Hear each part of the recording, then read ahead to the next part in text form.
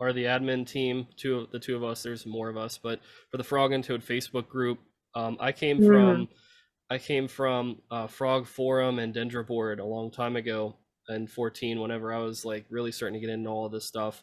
And Dendra Board and Frog Forum had a library of resources we could go to. There were herpetologists on there, but Hmm.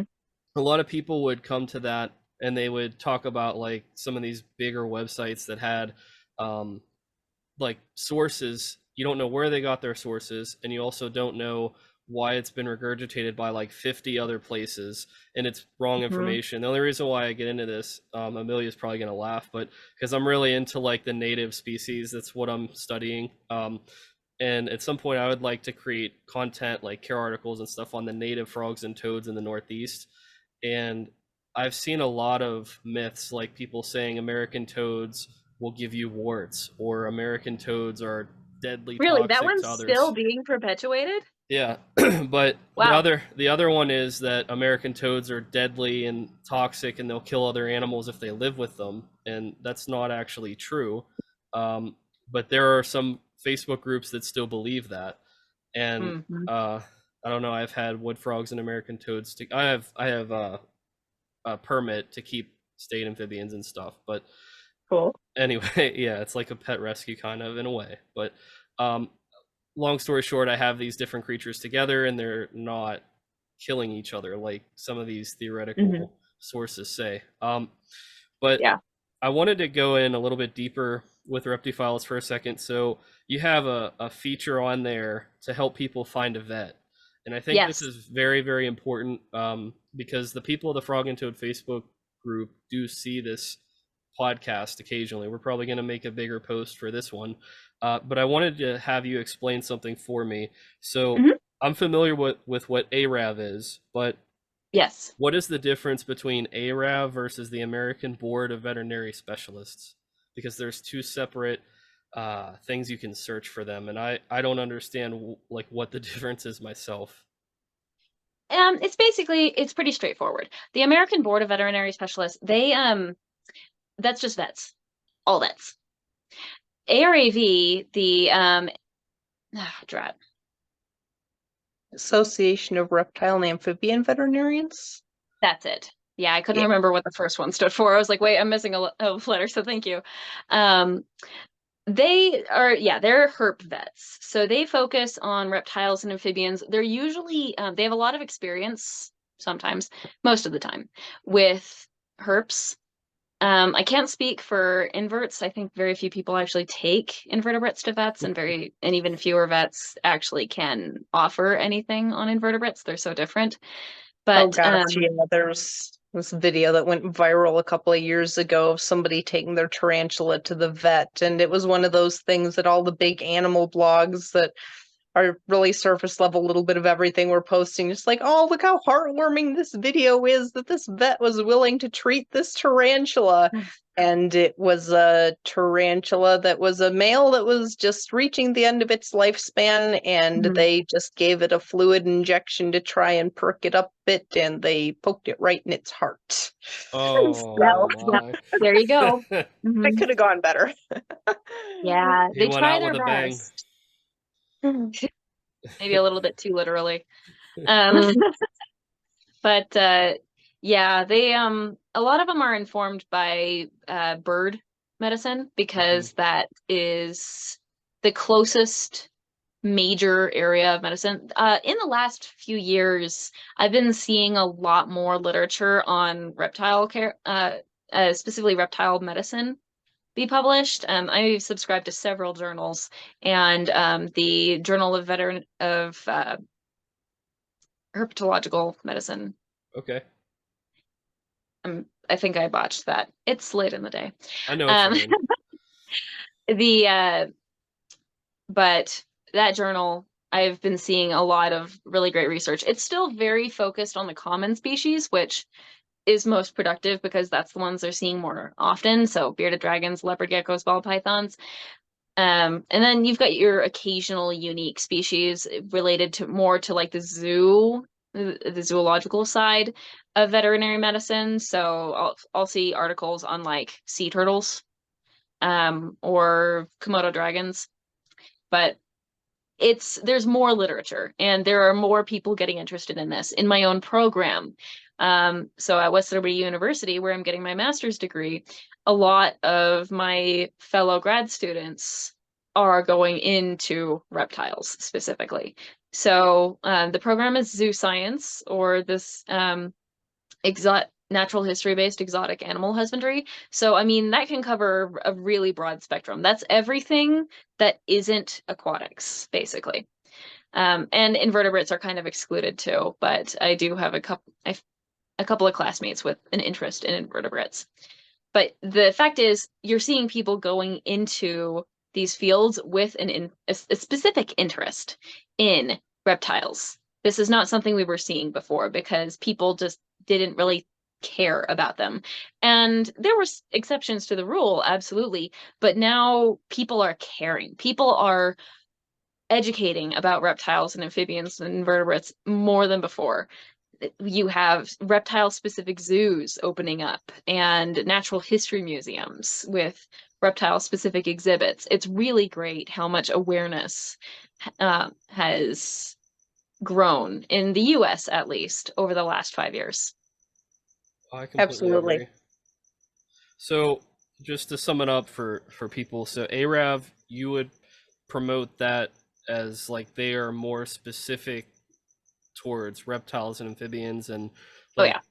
somebody who has an American Board of Veterinary Specialists like certificate or whatever it would be, they're more of a general type.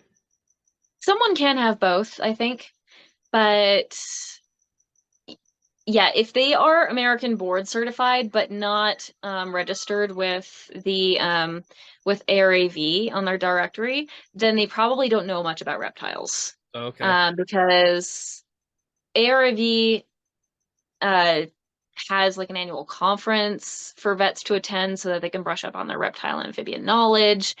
And so if they are affiliated with ARAV, they're more likely to be knowledgeable on herps.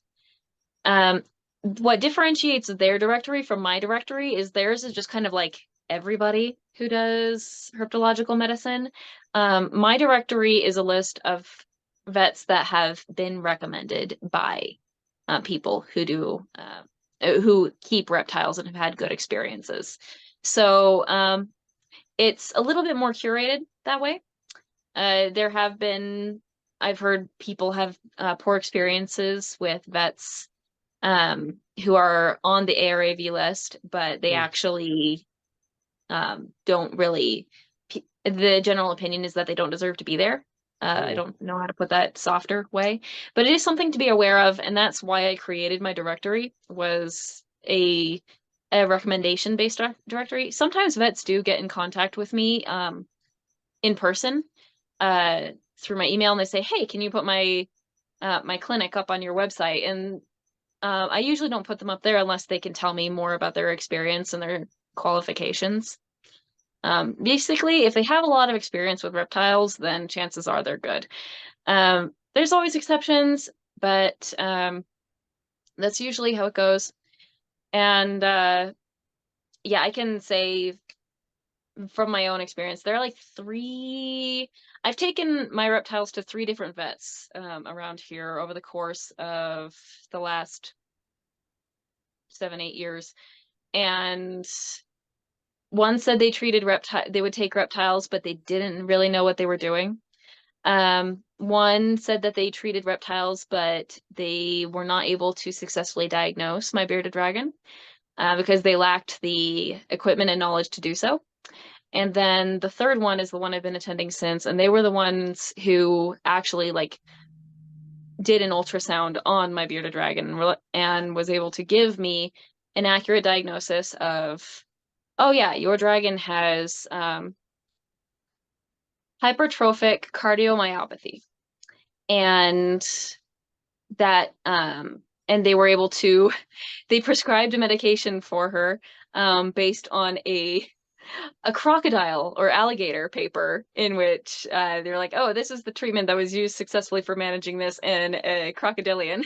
So we're going to like reduce the dosage by so much, since there's a massive size discrepancy, but we're going to try this.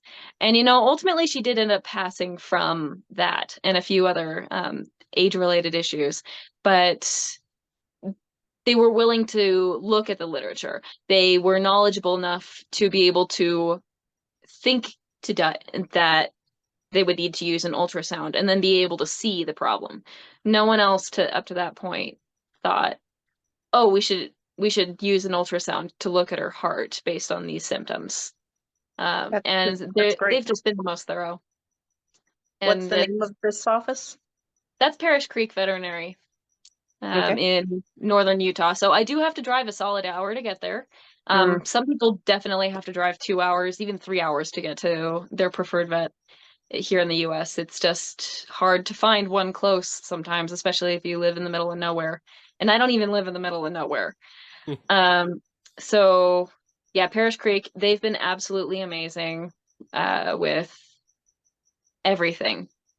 The husbandry, now I will say with veterinarians, you don't expect them to know husbandry perfectly. Because do you know, even if they're a reptile or amphibian specialist, do you know how many different species they have to treat and be familiar with? That's a lot. You can make generalizations based on the fact that it's a skink, it's a gecko, it's a python, it's a boa, it's an aquatic turtle, it's a box turtle, it's a tortoise. You can make generalizations based on just those groups. But those generalizations for medicine don't necessarily apply to husbandry. And these vets are medical specialists. They don't have the time and sometimes just not the interest to learn about husbandry, which can be so fussy and individual per species, especially when the field of husbandry is evolving really fast. So it drives me nuts when I see people online criticizing their vet for giving them poor husbandry advice.